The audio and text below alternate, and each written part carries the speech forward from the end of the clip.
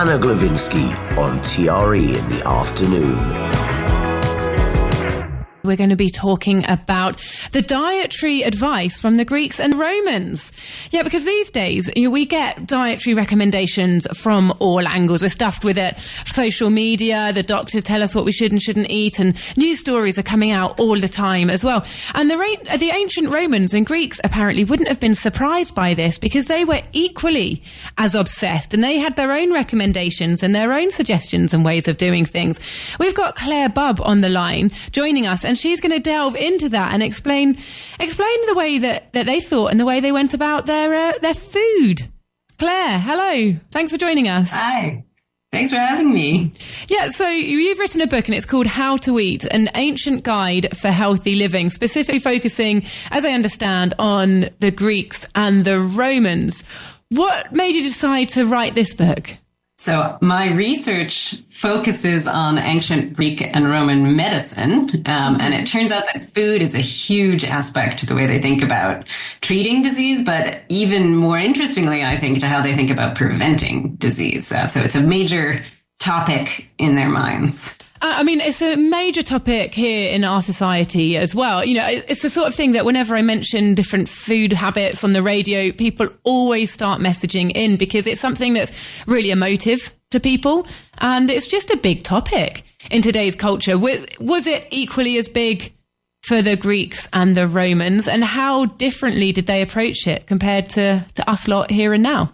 Yeah. So one of the things about ancient Greek and Roman medicine is, you know, they knew that they had pretty limited ability to fix people. If you got sick, the odds weren't great that the doctor was going to be able to fix you. So there was a lot of emphasis on preventing illness, and food was one of the big ways that they did it. So the idea was healthy diet, healthy lifestyle will prevent illnesses from happening. So lots of thinking about a personalized diet, which I think is really resonant with how we think about things today, right? Some people can eat some foods that don't sit well with other people. So it is surprising when you go through these preventative diets, how much of it rings a bell with things that we see. So there are things like intermittent fasting, which is all the rage now, was a normal way of approaching food. Many people only had one meal a day. They would just eat dinner, or some people would also have lunch. You also get people emphasis on thinking about what works for you. So what food makes you feel good and what food makes you feel bad, and think about why, and then make some deliberate choices about which foods to pick and which foods to eat so that you stay as healthy as possible and don't have to go to the doctor. As a philosophy, to be fair, it does sound very similar to the way that we approach things now. But how scientifically were they able to approach it? How much did they genuinely understand, and how much were they just stabbing in the dark? Yes. I mean, because of the emphasis on empirical ideas, so like just thinking about your body and, hey, I ate that yesterday and then I felt awful for the rest of the day. I mean, that's a valid way of thinking about things, right? They're definitely getting some information there. From the theoretical scientific background, they had a totally different worldview and thinking about how bodies work. So some of the things that they're saying, even when they resonate with us, they're saying them for reasons that don't work with our modern understanding of how food and digestion work. So the way that we think about food now, you know, we think about vitamins and minerals, and are you getting the right balance of carbohydrates and fats? These are terms that only really came into dialogue in modern dialogue in the past century or so. They're pretty new concepts. So they had totally different but similar concepts. So they would think about, is a food drying? Is it moistening? Is it really nutritive, as opposed to, is it full of protein or does it have vitamin C? Oh, wow. And so they're coming at it from a different angle. In how many cases would they draw the same conclusions, even though they had a different approach? Have you got some examples? So there's some, it's very hit or miss. Sometimes you'll read something and you think, yes, so for example, they characterized arugula or rocket as a very heating food. And of course, anyone who's eaten this, it's spicy in your mouth, right? It gives a warm sensation in your mouth. Yeah, absolutely. You can totally get that it would be heating. And likewise, lettuce, they'd characterize as a cooling food. Which, it's very moistening. It's cool. It's all got all that liquid in it. They think that the cooling then does different things to you than we think it does. Like what? essentially things that are cooling help you sleep, because sleep is a cooling process. So lettuce was actually the go-to insomnia cure for one of the most famous Greek doctors. He had it every night before bed. Wow. I love that. But then there's some crazy things that to us seem totally off kilter. So particularly lettuce being the exception, in general, they were anti-fruits and vegetables, many doctors. No. Yeah, because it's not very nutritive, right? It's hard to turn lettuce into a human, which is essentially what you're doing when you're eating things. So meat is going to give you a much better flesh. And of course, for practical reasons, they were living in a pre-bacteria world. So if you don't know the reasons why we know you have to wash vegetables, it's certainly true that eating raw things could potentially make you sick. And so there's some correlation there maybe that they were picking up on as, well, this is, fruit is fine most of the time, but every once in a while it's very problematic. Yeah, especially certain berries. Yeah. And mushrooms, they basically say, don't gamble. There's one kind we know is okay, but yeah, not worth playing around with. So they did have some sort of concept that, you are what you eat then. Yeah. Yeah, absolutely. I mean, this is fundamental to Greek thinking about how bodies work and how food works. Basically, everything that you eat, you process in digestion, and the bits of it that you just simply can't take on board, you'll excrete in various ways, but everything else will become assimilated to your body. So if you're eating bad stuff, it's going to make your body worse. It'll make bad flesh in your body. If you're eating good stuff, it'll make good flesh and good blood.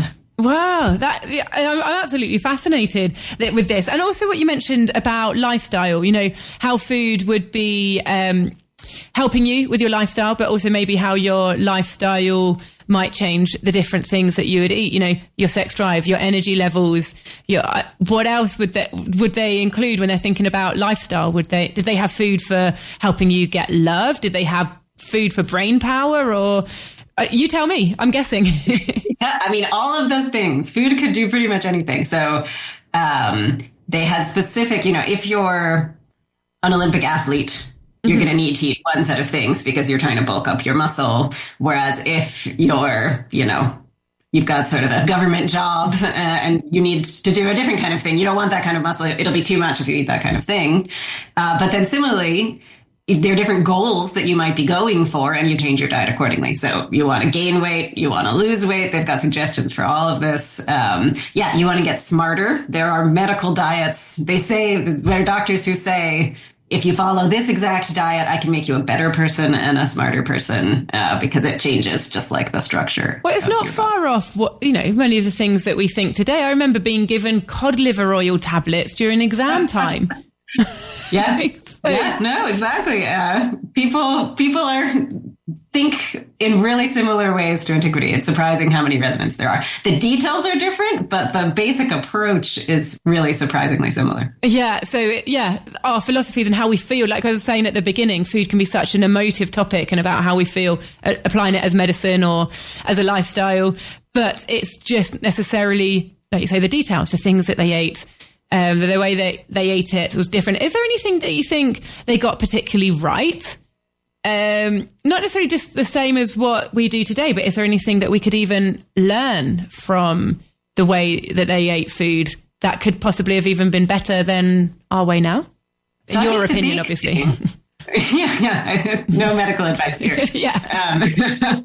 The big thing that I really take away from these texts is how thoughtful they are. So regardless of like exactly what you're eating and is this meat better than this meat or is this fish better than this fish, they're really intentional about thinking what they eat every day, thinking about the actual foods that they eat, the quality of the foods, where does this fish come from? Is it a good one? And the timing of everything, right? So how much exercise have I done? How much food should I eat? Should I eat before I exercise? Should I eat after I exercise?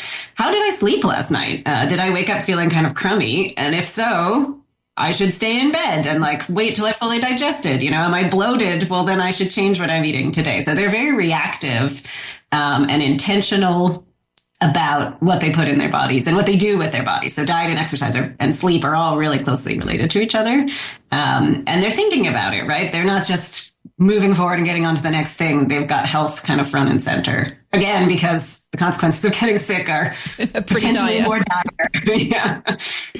And was this a society-wide way of thinking?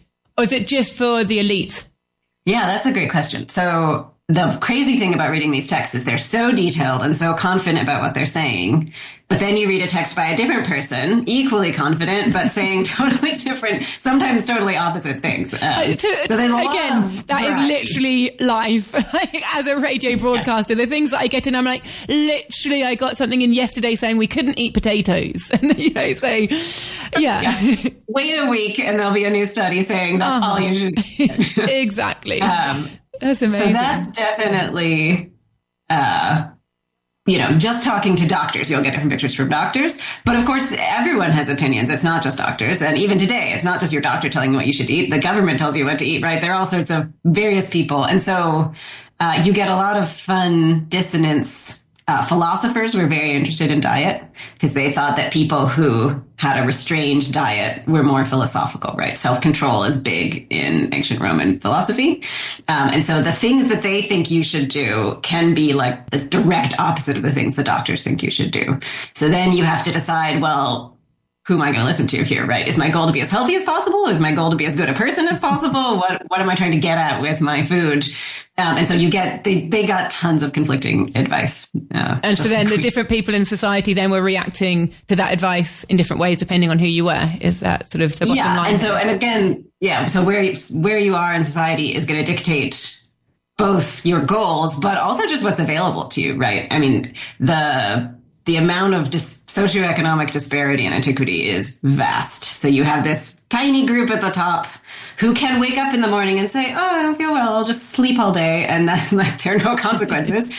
The vast majority of people in antiquity didn't have a choice. They didn't have a choice what they ate. They didn't have a choice when they exercised. They had to do what they had to do to survive. So we do also kind of on the other end of the spectrum, there's a whole set of texts and advice for people, if you're a farmer and the crop failed and you're running out of food, what are your options? What are sort of famine foods that you could be eating? Or what happens if you can't exercise when you're supposed to? How do you kind of mitigate not having the time and the control over your time? Yeah. Okay. Some practical advice there. Absolutely understood. And one final question about the ancients there. Did they have any sense of ethical eating? You did mention something there about what if you want to be a good person. So there's like a morality, it sounds like, for some people in what they were eating. What about vegetarianism or eating sustainable foods, caring for the planet, the circle of food and the circle of life, all that sort of thing that many people on the left, I suppose, think about more today. Were those sorts of topics coming up? A bit, though. Interestingly, for different reasons. There is some vegetarianism in antiquity, but it's very religiously inflected. So there were some religious belief systems that thought that there was reincarnation, and so therefore you shouldn't eat an animal because who knows whose soul is in the animal. So that's from a religious perspective. From a sort of moral ethics perspective, it's mostly about how your food choices reflect on you as a person. So are you in control, or are you like, I want cake, so I'm just going to eat the cake? It's much less the kind of ethical questions we have, though there was real interest in, there was concern about globalization of food, which starts happening in the Roman Empire. They say it's not a good thing to be eating, an imported fig from this place and then a fish from this place. And things that don't grow together, we shouldn't eat together. There's something morally suspect about that. Wow. But for the reasons, not like the carbon footprint reasons. So we have more for a sort of Roman protectionist, there's too much foreign influence and this is getting out of hand. Yeah. Very interesting. Okay. And final question for you personally. This book sounds really fascinating. Who's it kind of written for? What's the style? Who's going to enjoy reading it? Is it going to pick up on the toilet and get a little tidbit, or is it going to be sit down and inform yourself? It's meant to be, it's easy to dip into. There are lots of extracts. It's a bunch of translations of Greek and Roman texts. It's really aimed at anyone who finds the idea of food interesting or finds antiquity interesting or both of them together. It was meant to be very accessible and kind of a gateway into thinking about this very different world. Okay, but literally showing sort of original sources there. Yes, in fact, It's the text. It has the original text on one side, which you don't have to read, but it's interesting to look at, and it has an English translation on the other. Wow. Amazing. Okay, well, that was Claire Bubb. Thank you so much for joining us this afternoon. It's been a pleasure. I'll let you go now. Thank you. And her book is called How to Eat, an ancient guide for healthy living. And if you'd like to get your hands on it, you can get it on the Talk Radio Europe bookshop, Amazon, or pop it into Google. Claire, thank you. Goodbye. Bye.